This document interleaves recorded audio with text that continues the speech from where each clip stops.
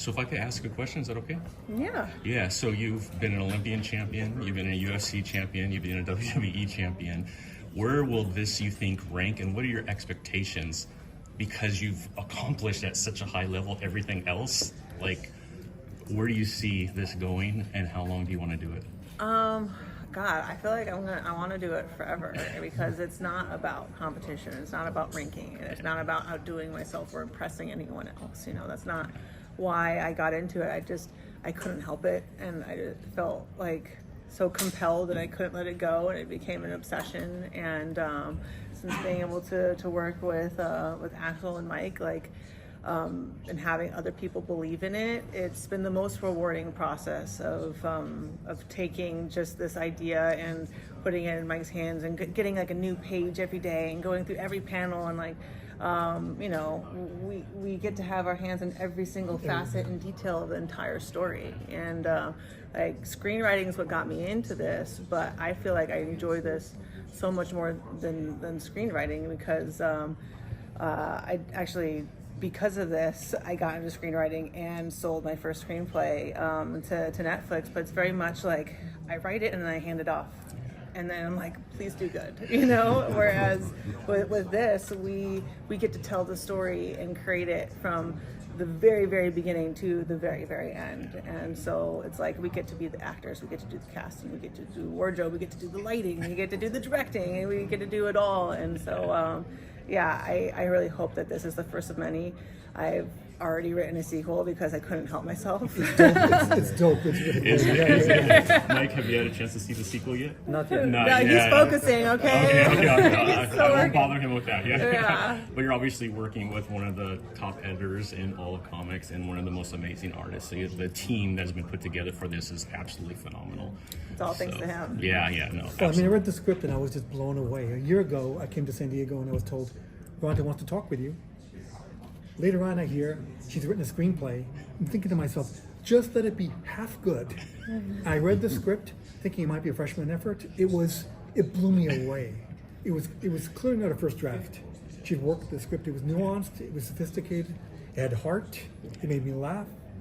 It made me cry a little bit, and it was relatable. So, again, because I'm a parent. I'm a father of 3, and I know when you and your wife are pregnant, it's like, am I ready? Am I worthy?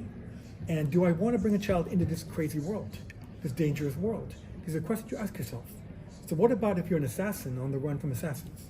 Talking with Mike, and he was talking about how meticulous you were about certain design style, like little things, even down to the nails and stuff like that. Talk. Yeah, I told this story. She was like, You're like, how did that get out? can you make this nail a little smaller? And then, in this tiny little pen? I know, I but was like, I'm really looking at your art. I'm like, Yes, why would of she have course. long nails?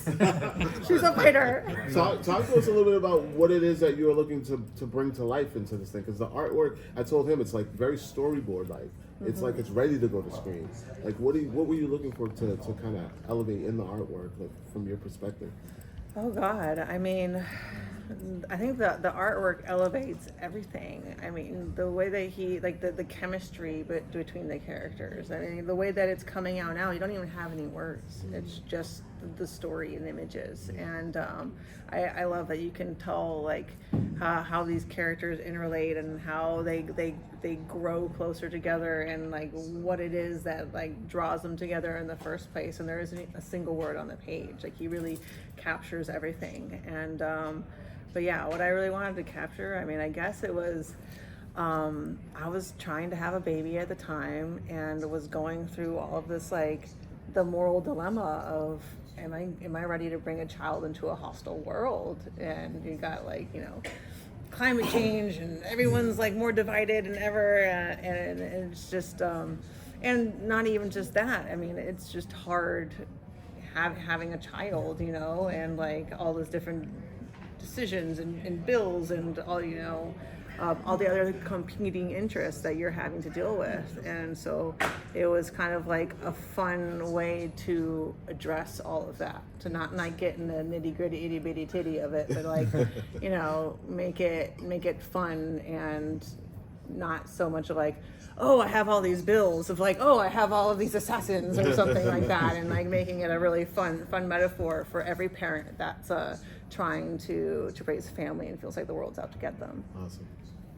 Well, speaking of like having children, I know that this is something that was so personal to you when you first started, you didn't even want to talk about it for years. How did you get to the point where you said it's ready to take it out and shop it around? Well, it wasn't like it was so personal I didn't want to talk about it. I was so embarrassed because like I grew up in LA. Everyone's like writing a screenplay and everyone's like, you should read my screenplay. And I just felt like so cliche. And I don't know, I was like my secret like little hobby and my little shame, you know, like that someone like goes home and they like paint figurines and they don't want anyone to know that they love to paint figurines. And so it got to a point where I would work on it and I'd get to a point where I couldn't improve it anymore and put it down, and then go back and read it again, and then I'd get engrossed in it again. I'm like, oh, I feel like I could make it better, and then I'd put it down, and I just couldn't let it go. And I got to a point where it's like, okay, I feel like I've taken this as far as I can by myself, and I have to show it to somebody. And so, getting anybody in like the film industry to look at not just an unknown writer, but a fighter, which you already have that. Like when I sold my biopic screenplay, my agent had to take the cover page off so that people wouldn't judge by it being written by me. And that's how it got sold. And after they revealed it was me, they thought I had a ghostwriter, you know.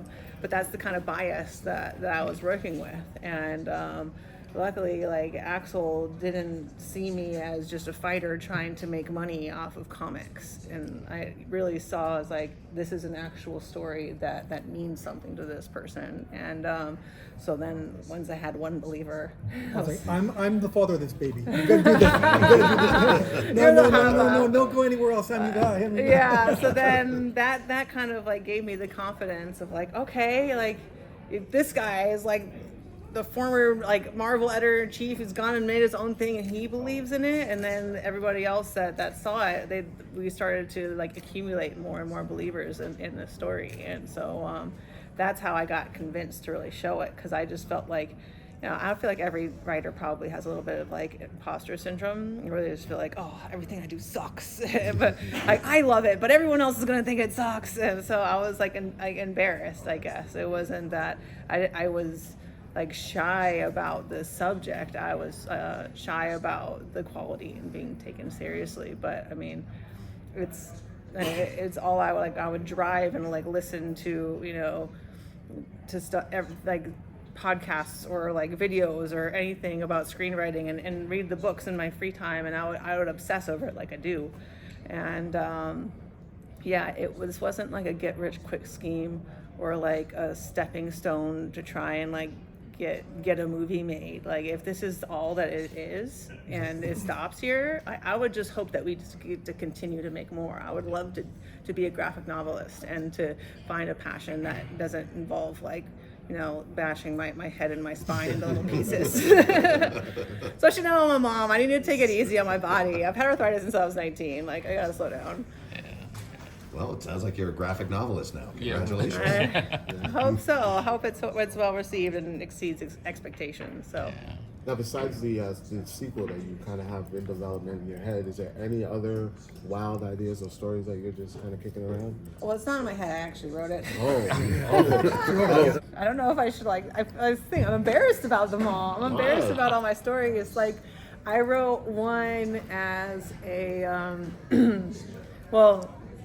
You ever saw the Dragon Ball Z Kickstarter that they did a live action? It was like The Light of Hope. It was the Future Trunks. And I ended up watching it and I was like, it's the same action as Dragon Ball Z, but it doesn't look like Dragon Ball Z. Like it wasn't filmed in the way that the action is on the page. And so I was like, oh, we could do that. We could do it cheap. We could recreate these. And so I wrote like a little short story that was originally meant for us to film and do it like, you know, just to do like a proof of concept of like anime style live action, and wrote like, you know, a 30-page story about like the origin story of Vegeta's mom, because I'm obsessed with Vegeta. And oh, thank you. Was I sounding scratchy? And it ended up being like so great that we were like, you know what? This doesn't have to be Dragon Ball Z. You know, we can change a couple details. They don't have to have tails. You know what I mean? Like all this other stuff. And so I tried to de-Dragon Ball Z it as much as possible, and then ended up writing it because I wrote it into like a full movie, but I tried to follow like the Dragon Ball Z like kind of lore. Yeah. But then I was like, you know what? I scrapped all of it, all back to the first act, and just like, all right, I'm just going to create it just on this character. The mom. It's always about a freaking mom. I'm in a phase right now. Okay, I'm very mommy right now, and so then I created a whole story just based on that, which is like ended up being like post-apocalyptic California. Because that's where I'm at. But yeah, that's very much early on, and I'm very, Is that a specific market that you tend to reach, like that, the moms? I think no, that's not where I'm trying to go. It's just where I am, and so where those stories kind of come out, and so. But yeah, now that people know about it, I might actually have to show it to somebody. But that's just the thing. It's just what I do in my free time, and it's just I really really enjoy the process of writing it. And then I started writing some other one that I can't believe I'm even telling you guys about this. That's Don't give away too much. I know. Well, no. But no, like if people have interest, right now they're just like sitting on my hard drive. But another one, I usually start with like fight choreography and what are the kind of fights that I really want to do. So like this kind of fighting that we've done for Expecting, I call it gun fu, where you're doing the martial arts and the guns are involved. And so then with the Dragon Ball Z one, it was like, okay, we got energy beams and that kind of like people that are super fast and that kind of stuff. And then I wrote another one that I haven't really finished the third act of yet. That's like, it was basically inspired by, remember 300 when the guy has his big saw hands? And I was like, what would be really cool if it was like some post-apocalyptic gladiators where people could have like metal body modifications and stuff like that. And so I basically start with the fights. Yeah, I start with the fights that I want to tell a story about, and then I create a world around that. Awesome. That's cool. Because it's all comes from the fight choreography. So that one is, I haven't finished the third act, but I love the world. And there's like little things like that they might become something someday, but that's kind of how this started, as just like kind of me tinkering with my toys alone in a room, and playing with them, and then it actually became something. So maybe there will be more in the future, but I am really excited to follow the world of Expecting for every formative event of them being parents, along to their kids going off to college, maybe even being grandparents. Who knows? Who knows how well it could do. I have a question for about bringing your vision and your story onto the page itself, and how do you funnel these ideas like onto the page itself? Well, yeah, it's all there. I just have to translate them into pages. For me, it's not. I don't think much about it. It's just there. I just have to choose the right angle, because I have experience, so I know how to make the narrative work. So I have time to think about the layout of the page, so I play a little bit about that. I'm gonna use panels like strips, vertical strips or like that. All the panels work like strips, thin strips, or gonna make it harder to tell the stories, things like that. But I really don't think about it. It comes naturally. This as well, and Mike was telling me, in contrast to some other scripts he's done, is that it's a very generous script because it allows him to visualize and draw. It doesn't over-prescribe what needs to happen in every panel. Yeah. Mm-hmm. So he has the imagination to get a mindset picture and then translate it to the page. Not all scripts are like that. Some people write a script that's just really, really, really hard to follow. It's too demanding. It's too complicated. And this is a very generous script, really nicely paced. Exactly, So, exactly. Yeah, it's much easier because I have more freedom, except for nails. Nails, yeah. And the occasional facial expression when she says, "That's not right." Yeah. Photo in Well, the we're car. the actors too, so I've like pictured every single person's interaction. Yeah, and so much. she once, there was an expression I didn't get right, mea culpa. But she was in the car. She took a picture and sent it to me. Do it like that. Whoa, right? That's so. Yeah, but I was like, no, do it prettier. Do it prettier than I actually am. See, yeah, definitely. After the came have the no- correction, I wasn't. It wasn't a good light, you know. But one thing that he does that's really incredible is I always think of things as like pieces, like you're saying like storyboards, and he does a really good job of he'll take a sequence of action and put it into one panel in a way that I never could have imagined it, and he really brings like a flow to everything. Like the scene in the bar. Yeah, when she's like shooting everybody, around her head. But even there was like one where she was like rolling over a bed and things like that, where I thought of it as like, this is the beginning of the roll, this is the middle, this is the end, and he like spread it out into one panel and had her, several times in one panel throughout the motion, and he doesn't even think about it. But I always am very impressed about even the order of the way he lays out the panel, and he counts on the eye reading it in a certain direction, and it'll be several things that happen in sequence, but he'll have them all in one panel, and the way they're laid out from left to right, your mind reads it as a sequence, and he has such a great sense for that I always feel like he's going to take what we have and make it even better and make the reader into the director. Yeah, that's what I like about her, because she understands the work I do, so she doesn't get in the way of it. She adds to me, and it's a great work together. She has a very well-known fighting style. Did that fighting style, her real-life fighting style, did that make it onto the page as well? Yes, because she choreographed she sent movies with the fighting and everything, so it's like the only thing I did was to add some panache to do it more more like more pretty, Which I literally said on the video. I'm like this, but nicer. Because I had a bunch of guys pro wrestling guys do it, but we know it's just for the concept. So I'm like, don't actually take the bumps. We're not actually going to kick each other in the face. So we're kind of doing like a slowed down, just so he gets the idea of what the motions are version. And so yeah, he definitely makes it much more aesthetically pleasing. Like he was saying, doing a side kick so that the face and body is opened up to the frame and everything. And when you read this book, we want to have QR codes so you can read the book and the fight scene, click on a QR code that'll show you the video of Ronda acting out the fight scene. That's awesome. Which was right before I got pregnant. Yeah, Actually. exactly. It was like the window from after the book tour to when I ended up getting pregnant. So yeah, it was. That's so super funny. fortunate. I was watching. She was talking to herself in the phone. Man, she's so good. I couldn't do that. She was in a black background and talked to someone that wasn't here, and it's so amazing. Well, thank I'm you. happy we're laughing at me so much. creating the sets out of the crash pads. All right, everybody. Let me know what you think down in the comments. What a great opportunity to be able to sit at a table right next to Ronda Rousey and be able to ask questions and see how she looks at comic books as a newbie into this world. But as you could tell, she has enjoyed certainly Pokemon, Dragon Ball Z, and some of these other things for a very long time. And for her to be able to put her story out there and AWA to pick that up, I think it's absolutely amazing. I cannot wait to get my hands on this title. Go to Kickstarter right now. There's still plenty of time to jump in.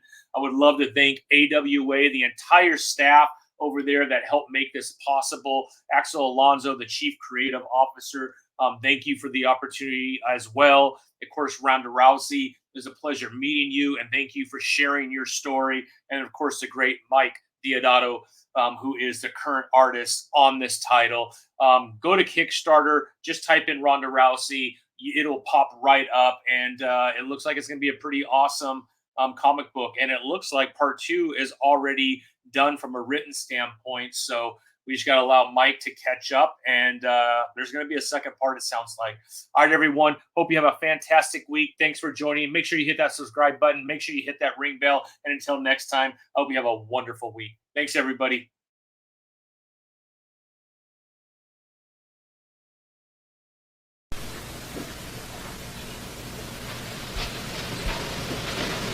You're still here?